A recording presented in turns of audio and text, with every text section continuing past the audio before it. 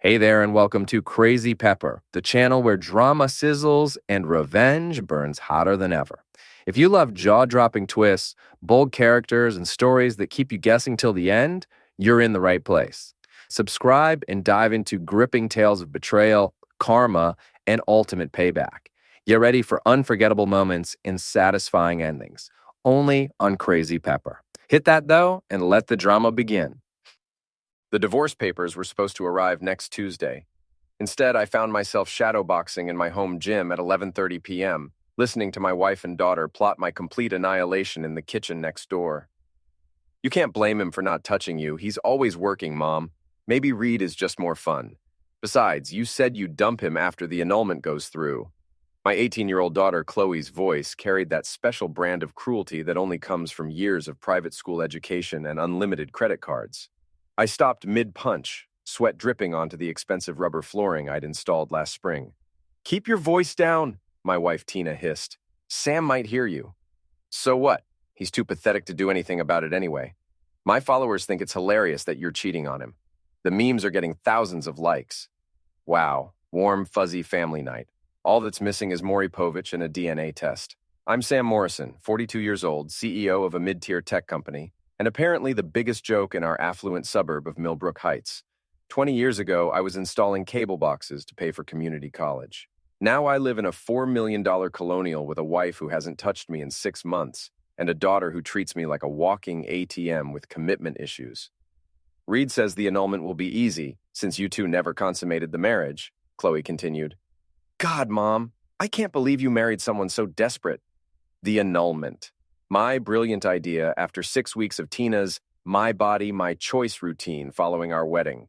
I'd filed the papers out of wounded pride and sexual frustration, thinking it would shock her into talking to me. Instead, she'd hired the most expensive lawyer in the state and started flaunting her affairs like designer handbags. Reed's handling everything, Tina said. He knows people at the courthouse. Plus, he's already lined up 3 witnesses who'll testify that Sam was emotionally abusive. Wasn't he, though? Chloe laughed.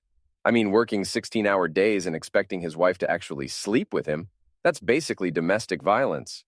I grabbed my phone and started recording. If my marriage was ending, I wasn't going down without evidence.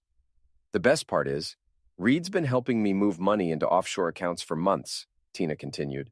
By the time Sam figures out what's happening, I'll have half his assets in the Caymans. Reed says we can buy that villa in Costa Rica and disappear. My blood pressure spiked. I'd noticed some unusual transactions on our joint accounts, but Tina always had explanations: spa treatments, charity donations, investment opportunities. Apparently, the only thing she'd been investing in was her exit strategy. What about the prenup? Chloe asked. Irrelevant if the marriage is annulled. Reed says I can claim fraud, that Sam misrepresented his financial situation and emotional stability. I'll walk away with millions, and he'll be left explaining to his shareholders why his personal life imploded. I'd heard enough. 23 years of marriage, reduced to a con game orchestrated by my wife and her investment advisor boyfriend. The same Reed who'd been coming to our house for financial planning sessions while I was at work. I slipped out through the side door and walked around to the kitchen window. Through the gap in the curtains, I could see them clearly. Tina in her silk pajamas, gesturing dramatically with a wine glass. Chloe scrolling through her phone, probably posting more content about her pathetic father. The private investigator Reed hired found some interesting stuff about Sam's company too, Tina was saying. Apparently, there are some questionable contracts with overseas vendors. Nothing illegal, but embarrassing enough to force him out if it went public. You're so smart, Mom. Dad never saw it coming. Your father is book smart, but people stupid. He actually thinks I've been faithful all these years. They both laughed. The sound cut through me like broken glass. I walked back to my study and poured 3 fingers of bourbon. The recording was clear, damning, and probably inadmissible in court. But I wasn't planning to use it in court. My phone buzzed with a text from Frank Kozlowski, my old friend who ran the boxing gym downtown. You still coming tomorrow? Got some new heavy bags that need breaking in? I texted back, definitely. Might need to hit something really hard. Trouble at home? You could say that. The next morning, Tina was gone before I woke up. Another spa day with her girlfriends. Chloe was still asleep, probably recovering from whatever party she'd attended after our kitchen conversation. I made coffee and called my assistant Natalie. Natalie, I need you to set up a meeting with that private investigator you recommended last year. Randall something. Randall Torres. He's expensive but thorough. What's this about? Let's just say I need some questions answered about my personal life. Got it. I'll set it up for this afternoon. Natalie Chen had been my assistant for 8 years. She was sharp, discreet, and had an uncanny ability to anticipate problems before they exploded. If anyone could help me navigate this mess, it was her. I spent the morning reviewing quarterly reports and pretending everything was normal.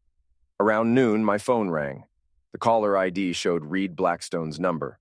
Sam, buddy, how are you holding up? Reed's voice oozed false sympathy. He was 37, drove a Porsche, and had the kind of artificially white smile that suggested either excellent dental work or a cocaine habit. Possibly both.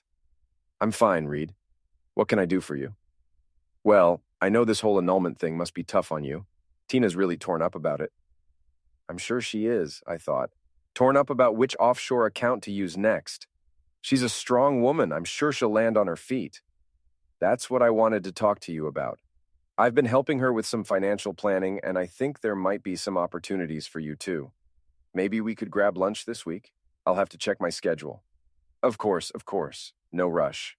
Oh, and Sam, I hope there are no hard feelings about me spending time with Tina. It's purely professional. Professional? Right, I wondered if that's what they called it in Costa Rica. No hard feelings at all, Reed. In fact, I think you two make a perfect couple. There was a pause. Well, I wouldn't say couple exactly. I have to go. Conference call starting. I hung up and stared at the phone. Reed was either incredibly stupid or incredibly arrogant. Probably both. At 3 p.m., I met Randall Torres at his office downtown. He was exactly what I'd expected. Ex-cop, grizzled, suspicious eyes, and an office that looked like it hadn't been cleaned since the Clinton administration. Your assistant says you need some personal investigation work, he said, pouring coffee from a pot that had seen better decades. My wife is cheating on me. I need proof. How long you been married? 23 years. Kids? 1 daughter, 18. You want to reconcile or divorce? Annulment, actually. It's complicated. Randall raised an eyebrow. After 23 years? That's either very complicated or very expensive. Both. I explained the situation, the non-consummation, the annulment filing, Tina's sudden enthusiasm for the process, and my suspicions about Reed. You think she's been planning this for a while? I think she's been planning this since before we got married, Randall nodded. I've seen it before. Second marriages, older couples, one partner with significantly more assets. What's your net worth? Around 40 million, depending on stock prices. And hers? Whatever I've given her. Then yeah, this has been planned. Question is, how long and how deep does it go? I handed him a check for his retainer. Find out everything. I don't care what it costs. What's your timeline? Fast as possible. I have a feeling things are about to accelerate. I was right. That evening, Tina came home with shopping bags from 3 different boutiques and announced she was taking a girls' trip to Miami for the weekend. Reed recommended this amazing resort, very exclusive, very private. Sounds expensive? It's an investment in my mental health, Sam. The stress of this annulment is really getting to me. I nodded sympathetically. Of course. Take all the time you need. She seemed surprised by my cooperation. Really? Really? In fact, why don't you extend it? Make it a week. That's very understanding of you. I'm an understanding guy. After she went upstairs to pack, I called Randall. She's going to Miami this weekend. Resort called the Ocean View Grand. She'll probably be with Reed. I'll have someone there. This might be easier than I thought. Why? Cheaters get sloppy when they think they're winning. The photos arrived via encrypted email on Tuesday morning while I was in a budget meeting. Randall's work was thorough and devastating. Tina and Reed at the Miami resort, holding hands by the pool, kissing in the restaurant, entering the same hotel room at night. But that wasn't the worst part.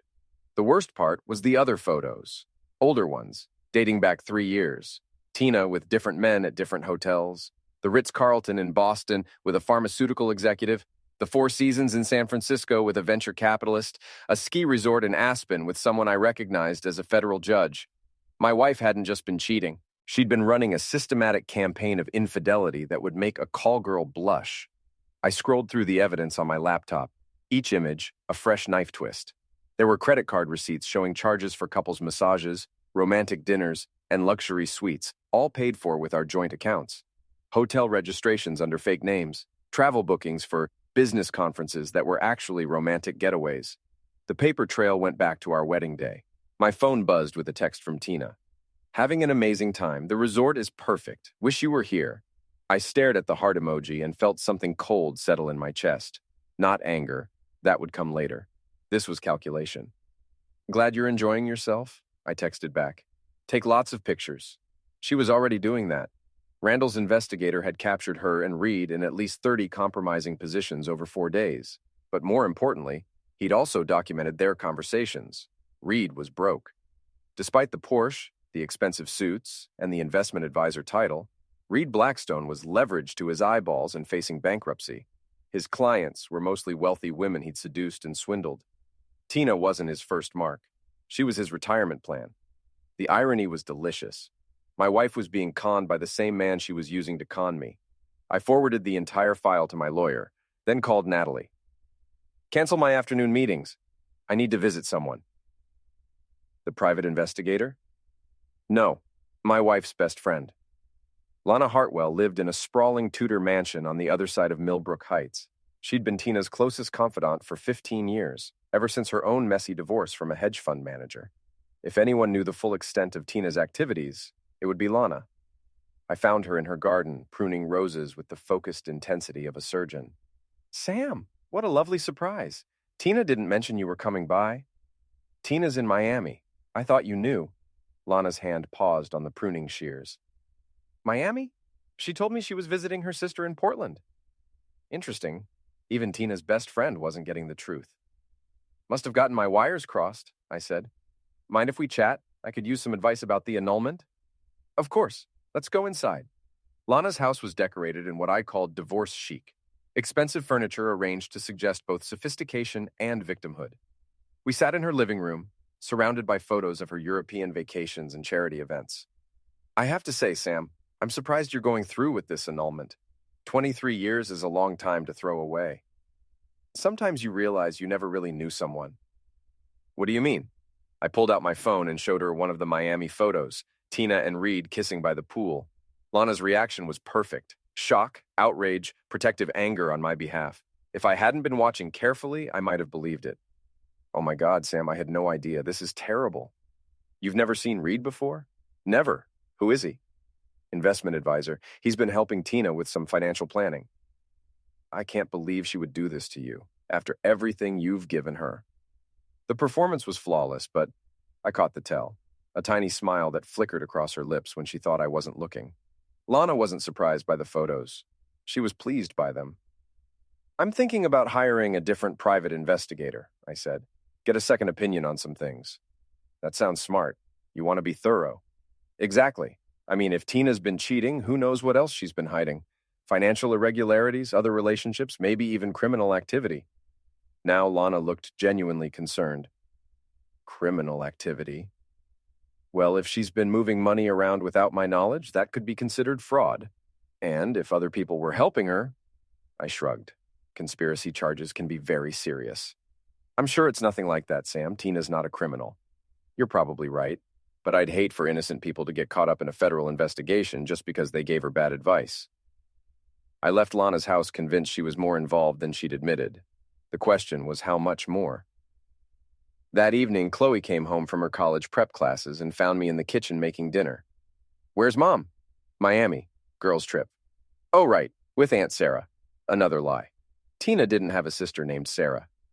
Actually, I think she's with some friends from the country club, I said. Chloe frowned. That's weird. She told me it was family. Maybe she changed her plans. We ate dinner in relative silence, Chloe scrolling through her phone while I pretended to read financial reports. Finally, she looked up. Dad, are you and Mom getting divorced? We're getting an annulment. What's the difference? An annulment means the marriage never legally existed. A divorce means it existed but ended. Which one gets you more money? The casual mercenary nature of the question shouldn't have surprised me, but it did. This was my daughter, the little girl I'd taught to ride a bike and helped with homework for 12 years. I don't know, Chloe. That's not really the point. Of course it's the point. Everything's about money. Is that what your mother taught you? Mom taught me to be realistic. Love doesn't pay for college or cars or houses. Money does. What if I told you love and money weren't mutually exclusive? She laughed. Then I'd say you're even more naive than Mom thinks. After dinner, I went to my study and called Frank at the boxing gym. You sound like hell, Sam. Feel like it too. You still open late on weeknights? For you? Always. Bring hand wraps. The gym was nearly empty at 9 p.m. Just Frank, a couple of serious fighters, and enough heavy bags to work out 20 years of frustration. I spent an hour pounding leather and steel while Frank offered commentary. Whatever's eating you, it's big, he said, holding the bag steady while I threw combinations. My wife's been cheating on me for years. My daughter thinks I'm pathetic, and I just found out my marriage might have been a con game from the beginning. Crap. What are you gonna do? I don't know yet. You want some advice from an old street fighter? Sure. When someone sucker punches you, don't get mad, get even. But be smart about it. Meaning make sure when you hit back, they stay down. I drove home through the quiet streets of Millbrook Heights, past the manicured lawns and expensive cars, thinking about Frank's advice. My phone buzzed with another text from Tina. Resort spa is amazing. Getting a couple's massage tomorrow. So relaxing. A couple's massage, with Reed, paid for with my credit card. I texted back, sounds wonderful. You deserve it. Then I forwarded the message to Randall with a note. Get photos of this too. By Thursday, Randall had enough evidence to end 3 marriages and probably get Reed arrested for fraud. But he'd also discovered something else, something that changed everything. Your wife isn't Reed's only target, he said, spreading photos across his desk. He's been running the same con on at least 4 other women over the past 2 years. Wealthy divorcees, mostly, but also a few married women with rich husbands. How much has he stolen? Hard to say exactly, but probably north of 10 million. The guy's a professional. And Tina, she's given him access to about 2 million so far, mostly through those offshore accounts. But here's the interesting part. I don't think she knows about the other women. I studied the surveillance photos. Reed with a pharmaceutical heiress in Chicago, Reed with a tech executive's wife in Seattle, Reed with a federal judge's widow in D.C. All of them looked at him the same way Tina did, like he was their ticket to a better life. So he's playing her the same way she's playing me. Exactly. Question is, what do you want to do about it? I thought about it for a long moment. How would you feel about expanding this investigation? To include what? Everything. Reed's other marks, Tina's other affairs, anyone who's been helping them. I want to know every detail of every lie they've told. That's going to be expensive. I don't care.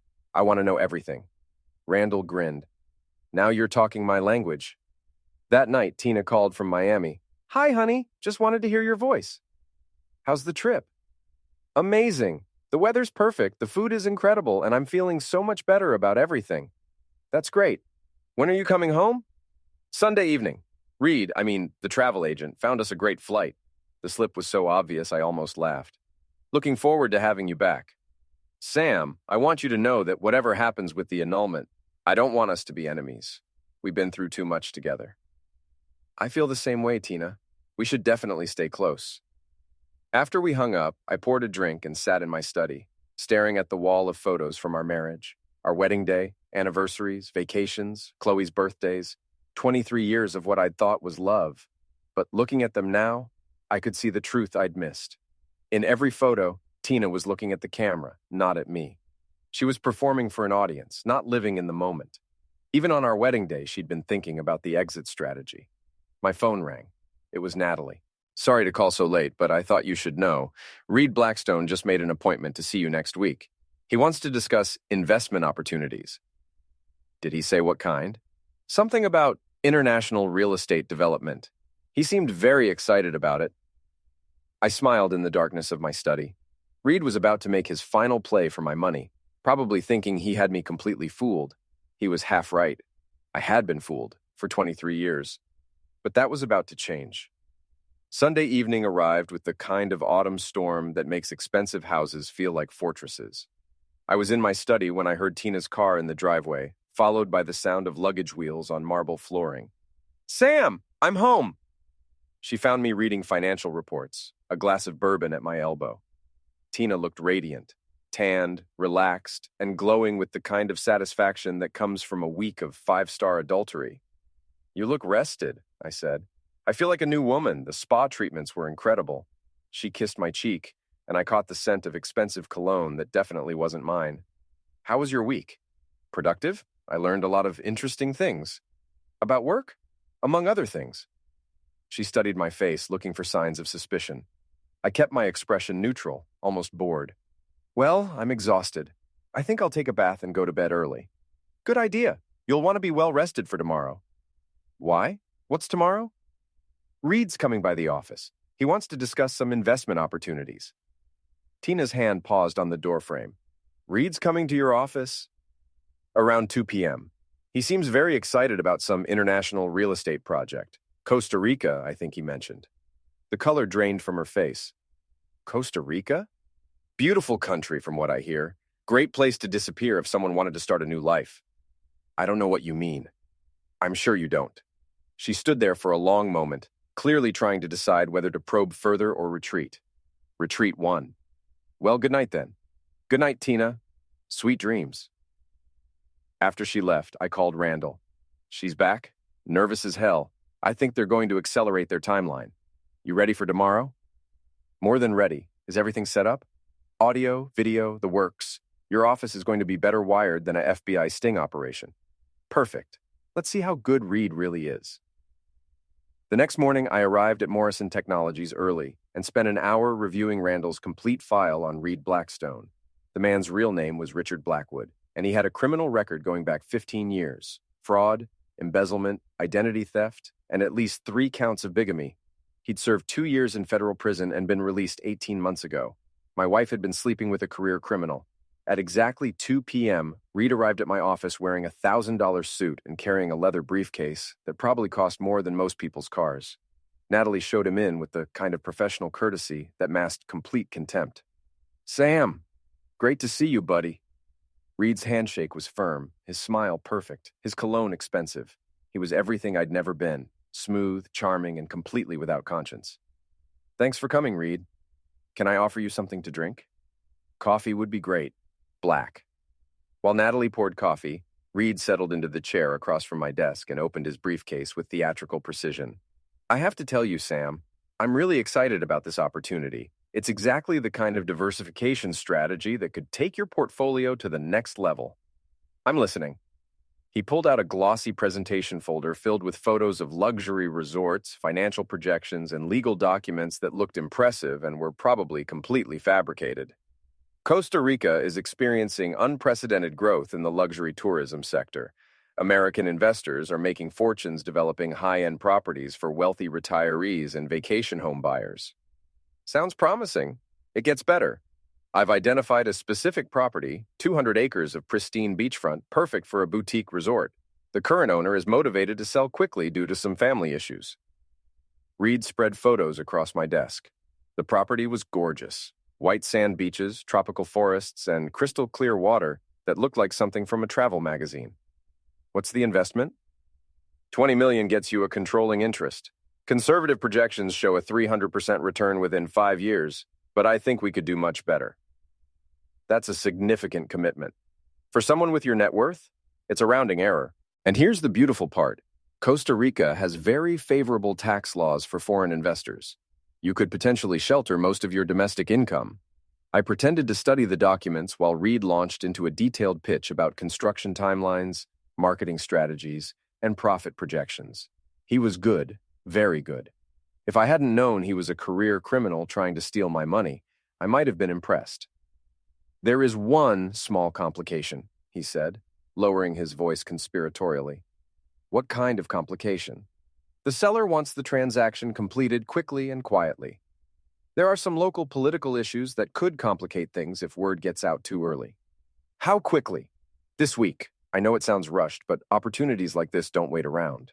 And quietly means? Cash transfer to an offshore account.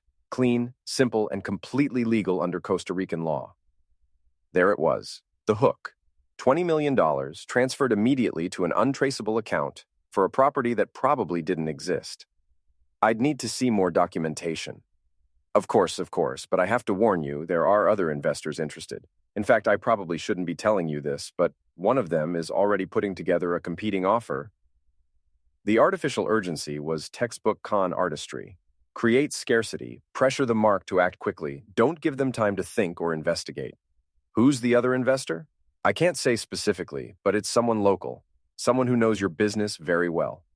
Reed's smile was predatory. He was enjoying this, probably thinking he was manipulating a naive tech executive who'd never encountered real criminal sophistication. Reed, can I ask you something personal? Sure. How long have you been sleeping with my wife? His coffee cup froze halfway to his lips. For just a moment, the mask slipped, and I saw the calculation behind his eyes. I'm sorry, what? It's a simple question. How long have you been sleeping with Tina? Sam, I think there's been some kind of misunderstanding. No misunderstanding. I have photos, video, hotel records, credit card receipts, and recorded phone conversations. I know about Miami, Boston, San Francisco, and Aspen. I know about the offshore accounts, the fake investment advice, and your plan to disappear to Costa Rica with my money. Reed set down his coffee cup with careful precision. When he looked up, the friendly mask was gone, replaced by something cold and calculating. What do you want? I want to know how long you've been planning this. Was it before or after you got out of federal prison? You've been busy. I'm a thorough person. It's how I built a $40 million company from nothing. And now you're going to lose it all. Am I? Reed leaned back in his chair, suddenly relaxed. You think you're smart, Sam, but you're still thinking like a businessman.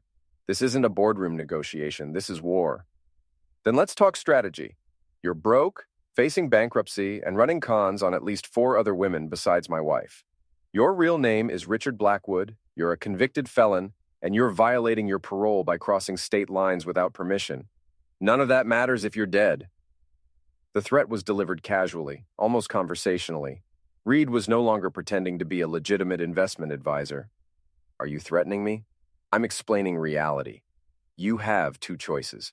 Transfer the $20 million to my account and walk away, or have a very unfortunate accident. Rich men die in car crashes all the time. I pressed a button on my desk phone. Natalie, could you come in here, please? She entered immediately, carrying a manila folder. Reed, I'd like you to meet Special Agent Natalie Chen, FBI Financial Crimes Division. Reed's face went white. What? Natalie opened her folder and pulled out a badge and a set of handcuffs. Richard Blackwood, you're under arrest for wire fraud, money laundering, and interstate transportation of stolen property. This is bullcrap! You can't prove anything! Actually, we can.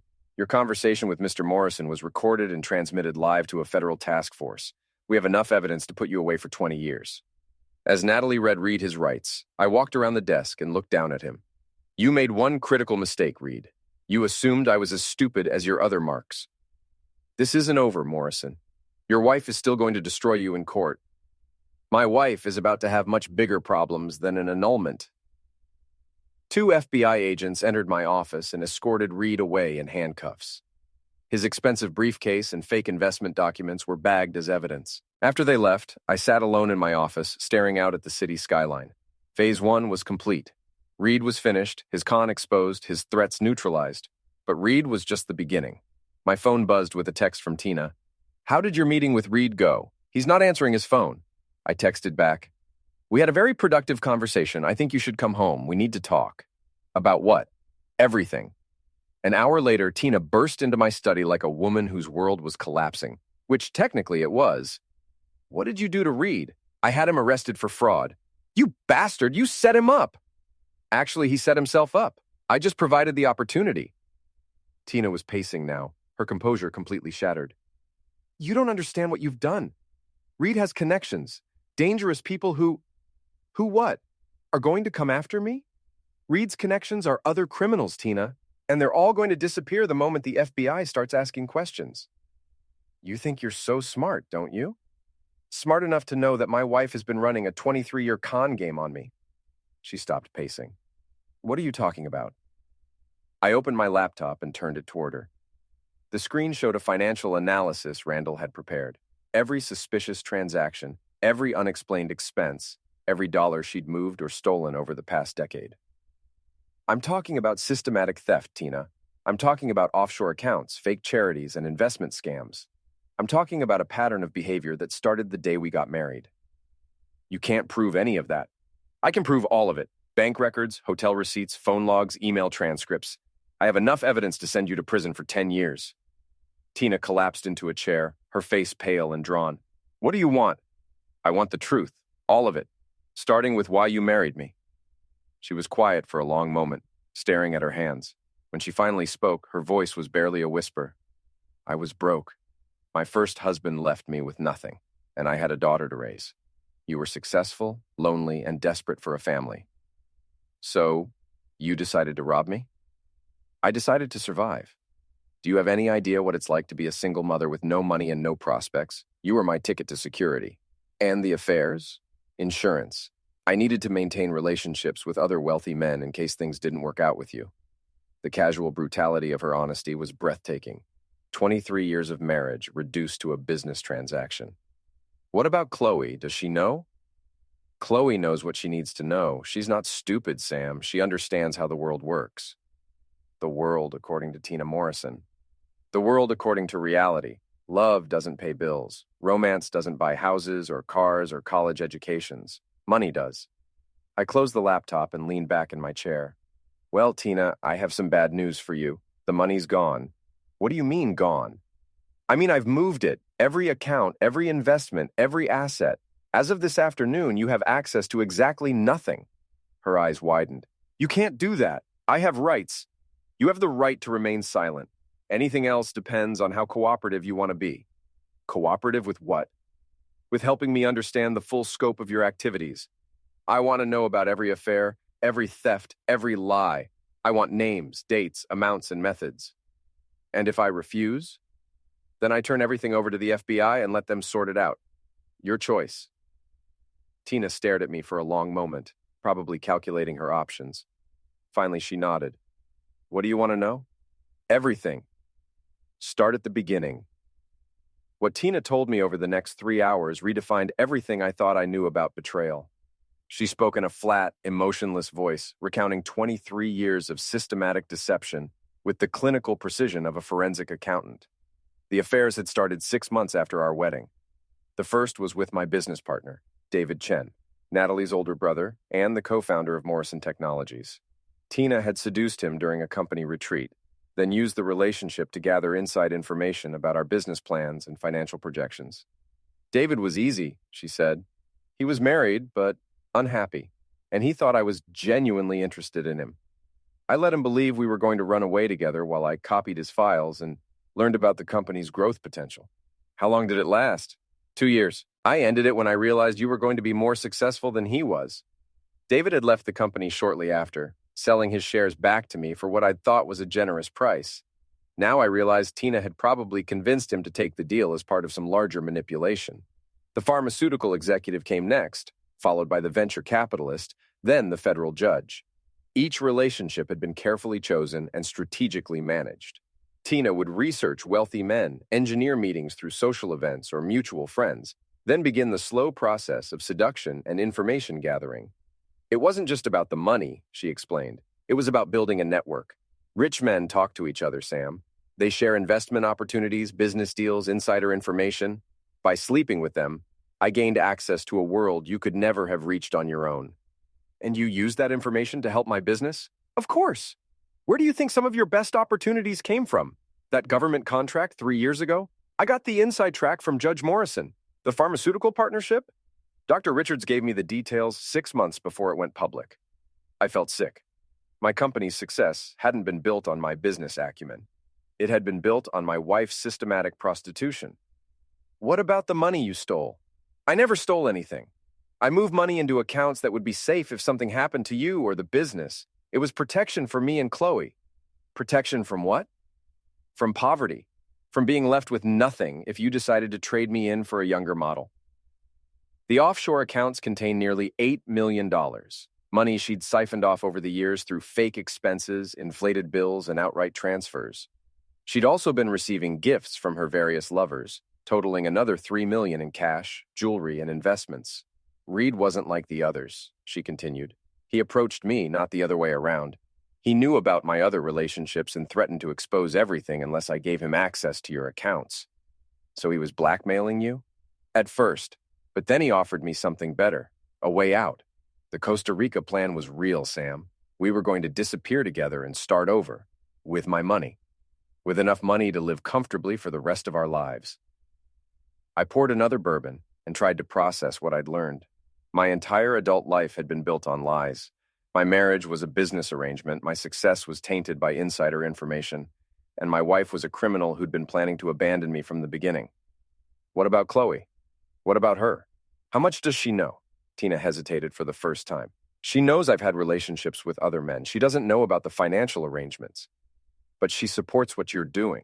She understands that women have to be practical about survival. You've taught her to be a sociopath. I've taught her to be realistic about men and money. My phone rang. It was Lana Hartwell. Sam, I just heard about Reed's arrest. Are you all right? I'm fine, Lana. Thanks for asking. Is there anything I can do to help? I looked at Tina, who was watching me carefully. Actually, there is. Could you come over? I think we need to have a conversation. Of course. I'll be right there. After I hung up, Tina frowned. Why are you involving Lana? Because Lana's been involved from the beginning, hasn't she? I don't know what you mean. Lana's been helping you, Tina, probably for years. The question is whether she's a co-conspirator or another victim. 20 minutes later, Lana arrived looking appropriately concerned and sympathetic. She hugged Tina, expressed outrage about Reed's arrest, and offered to help in any way possible. Actually, Lana, I was hoping you could clear up some confusion about Tina's activities over the years. What kind of confusion? I opened my laptop again and showed her the financial analysis. According to this, Tina has been moving large amounts of money through various accounts and investments. Some of those transactions were facilitated by someone with banking connections and financial expertise. Lana studied the screen carefully. I don't understand what this has to do with me. You used to work for Millbrook Private Banking before your divorce. You have access to offshore account services and international wire transfer capabilities. That was years ago, Sam. But you maintained relationships in the industry. In fact, you've been working as a freelance financial consultant for wealthy women who need discreet banking services. Tina was staring at her best friend with growing alarm. Lana, what is he talking about? I think Lana has been helping you hide money, Tina, but I also think she's been skimming from those accounts for herself. Lana's composure finally cracked. You don't know what you're talking about. I know that you've been charging Tina 20% fees for services that should cost 2%. I know that you've been creating fake investment opportunities and pocketing the difference. And I know that you've been doing the same thing to at least 6 other women in this town. Lana? Tina's voice was barely a whisper. It's not what it sounds like, Tina. I was protecting your money. You were stealing it, I interrupted. Just like Reed was stealing it, just like Tina was stealing from me. It's been one long chain of theft and betrayal. Lana stood up abruptly. I don't have to listen to this. Actually, you do. Because if you walk out that door, I'm calling the FBI. But if you sit down and tell us the truth, maybe we can work something out. She hesitated, clearly weighing her options. Finally, she sat back down. How much do you know? Enough. But I want to hear it from you. What Lana told us over the next hour completed the picture. She'd been running a sophisticated financial services operation for wealthy women who needed to hide money from their husbands. Divorce planning, asset protection, offshore banking, all technically legal, but ethically questionable. Tina had been her biggest client, but not her only one. Lana had been managing hidden assets for 12 different women, charging excessive fees and skimming money from their accounts. She'd stolen nearly $2 million over 5 years. I wasn't trying to hurt anyone, she said. I was just trying to rebuild my life after my divorce. By stealing from your friends, by providing a service they needed, and taking fair compensation. 20% isn't fair compensation, Lana, it's extortion. When she finished talking, I had a complete picture of the conspiracy that had defined my adult life. Tina had been stealing from me. Lana had been stealing from Tina, and Reed had been planning to steal from all of us. So what happens now? Tina asked. Now we discuss terms. Terms? For your cooperation with the FBI investigation. Reed is going to prison, but his case is just the beginning. The federal task force wants to uncover the entire network of financial fraud in this community. And if we cooperate, reduced charges, possibly no jail time, but full restitution and complete financial disclosure. Tina and Lana looked at each other, probably calculating their remaining options. They didn't have many. What about Chloe? Tina asked. Chloe's an adult. She can make her own choices about her future. I mean financially. What happens to her college fund, her trust account? That depends on how much of the stolen money gets recovered. My phone buzzed with a text from Chloe. Dad, what's going on? Someone posted on Instagram that Reed got arrested at your office. I showed the message to Tina. You might want to call your daughter and explain the situation. What should I tell her? The truth. For once in her life, tell her the truth. While Tina went to call Chloe, Lana and I sat in uncomfortable silence. Finally, she spoke. You know, Sam, I never wanted to hurt you. You're a good man who deserved better than this. But you did it anyway. I did it because I was broke and desperate. My ex-husband left me with nothing, and I had to rebuild my entire life from scratch. So, you decided to steal from other women in the same situation?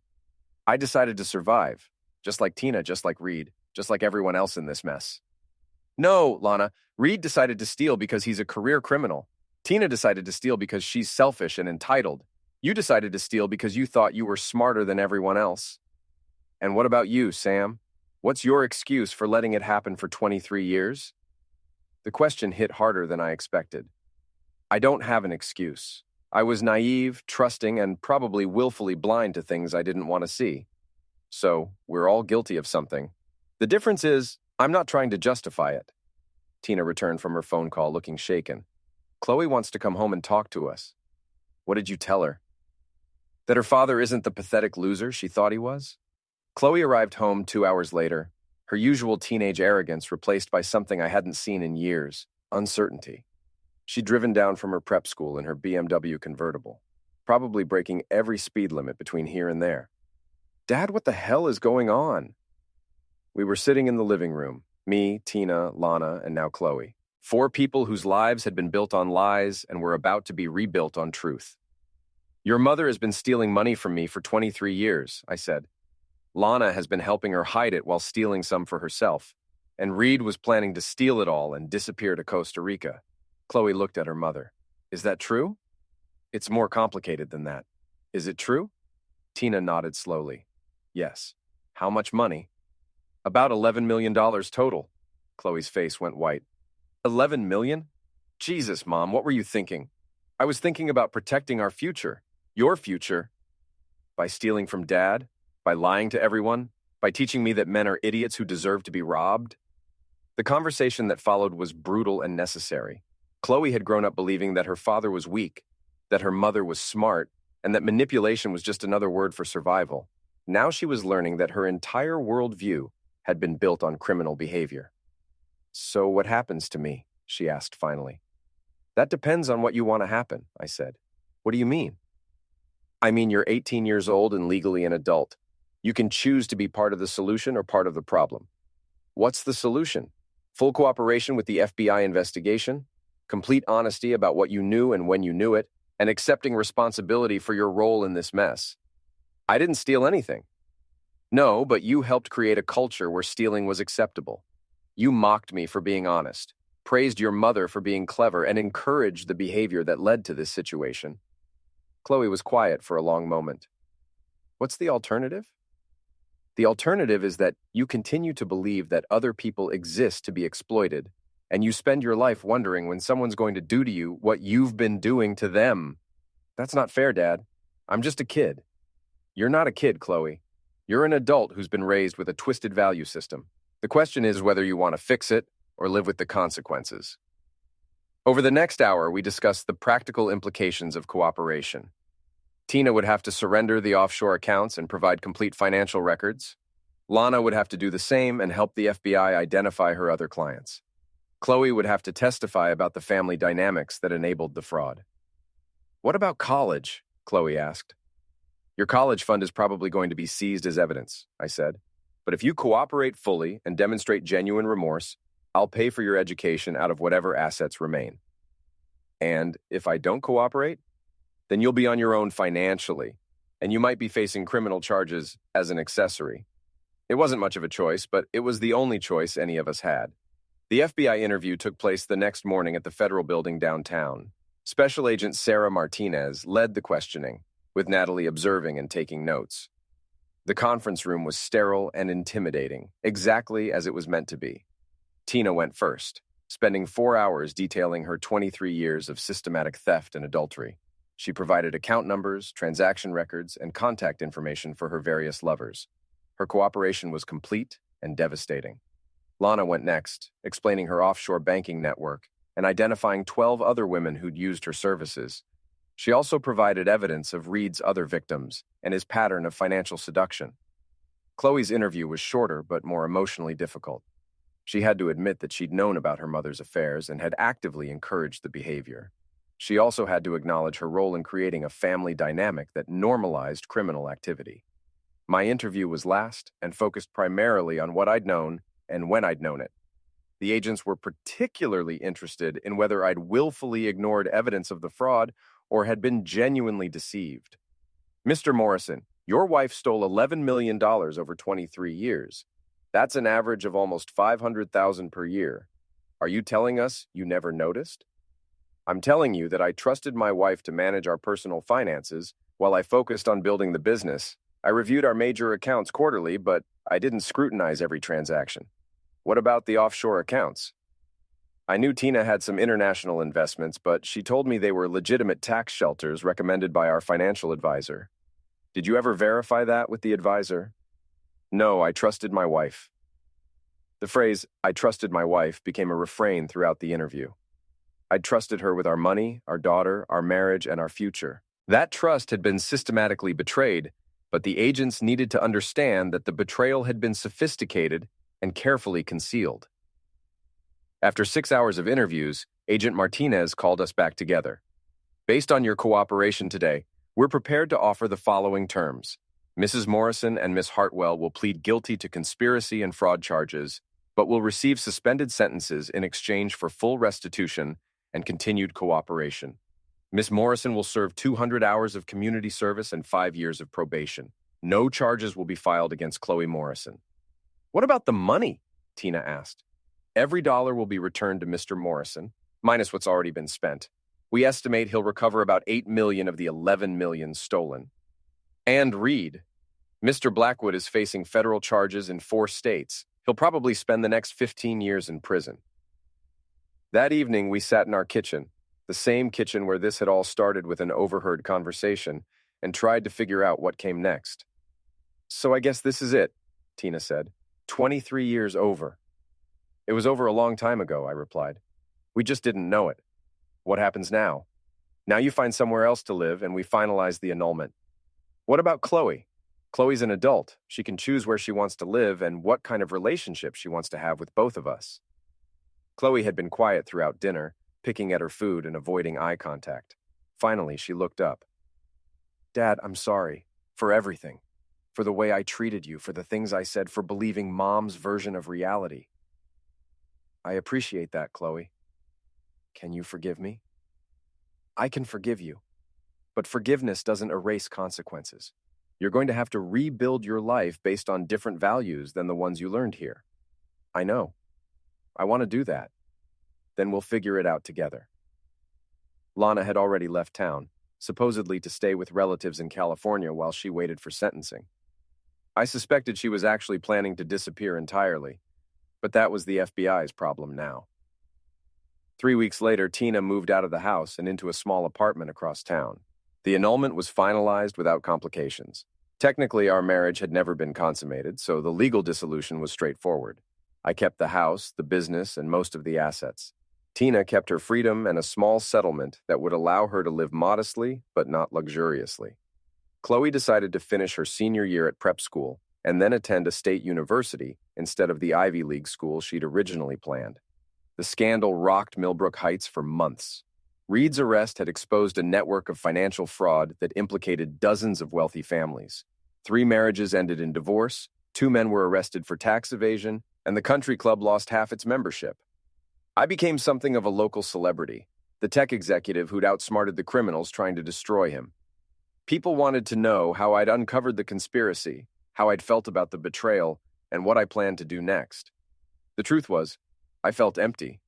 23 years of my life had been based on lies, and even though I'd won the final confrontation, victory felt hollow.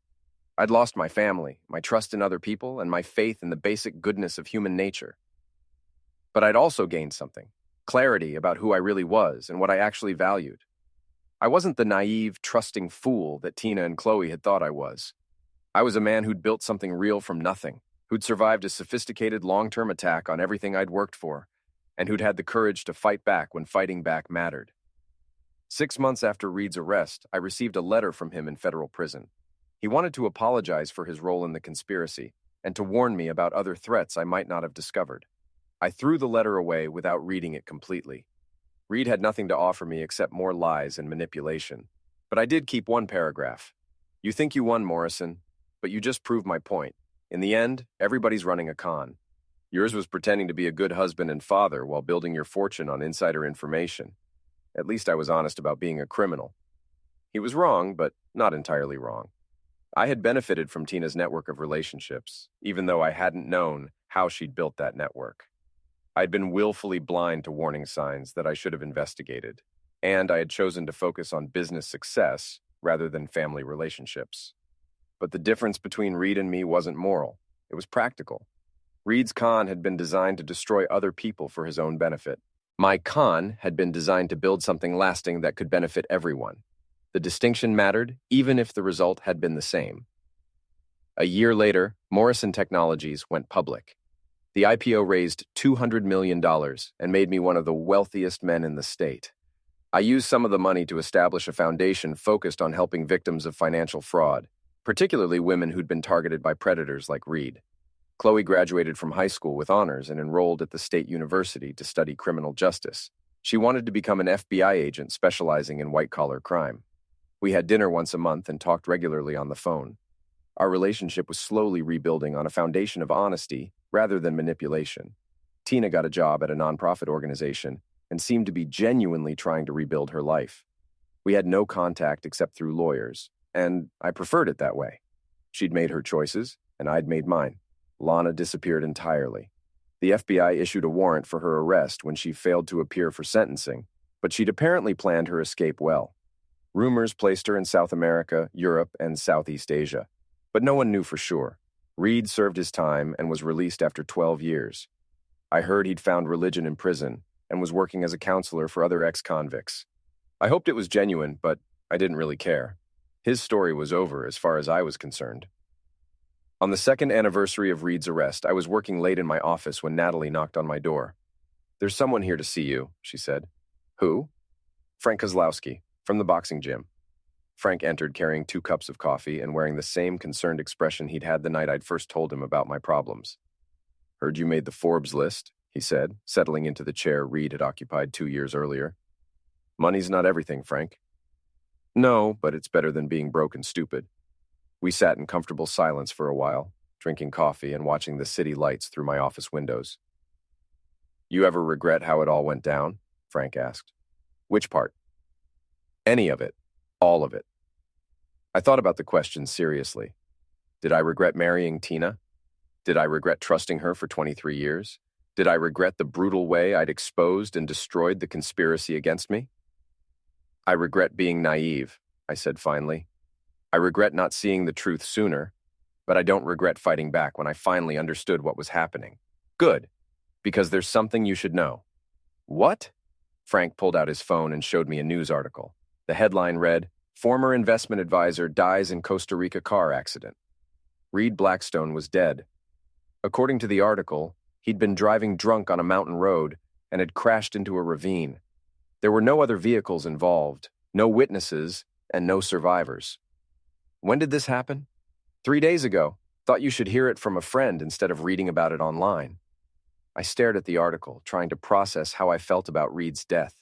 Relief? Satisfaction? Regret? "You know what's funny?" I said. "What?" "He got exactly what he wanted. He died in Costa Rica just like he'd planned. He just didn't get to enjoy the money while he was there." Frank laughed. "That's one way to look at it." "It's the only way to look at it. Reed made his choices, I made mine, and the universe made its own." "Speaking of choices, what are you going to do now? You're rich, successful, and single. The world's your oyster." I thought about it. What did I want to do with the rest of my life? I'd achieved more financial success than I'd ever imagined possible. My daughter was building her own life based on better values than she'd learned at home. My enemies were dead, imprisoned, or irrelevant. I'm going to keep building things, I said. Companies, relationships, maybe even a new family someday. But this time, I'm going to do it with my eyes open. Sounds like a plan. Frank finished his coffee and stood to leave. At the door, he turned back. For what it's worth, Sam, I'm proud of how you handled all this. A lot of men would have just rolled over and let themselves be destroyed. A lot of men don't have friends like you to remind them how to fight. After Frank left, I sat alone in my office, thinking about the past 2 years and the choices that had brought me to this moment. I'd lost a wife, gained a fortune, saved a daughter, and learned more about human nature than I'd ever wanted to know. But I'd also discovered something important about myself. When everything I'd built was threatened, I'd found the strength and intelligence to fight back. I wasn't the naive, trusting fool that everyone had thought I was. I was a survivor. My phone buzzed with a text from Chloe. Dad, just wanted to say I love you and I'm proud of who you've become. I texted back, love you too, sweetheart. See you for dinner Sunday? Wouldn't miss it. I closed my laptop, turned off the lights, and walked out of my office into the night. Tomorrow would bring new challenges, new opportunities, and new choices. But tonight, for the first time in 23 years, I was exactly where I belonged.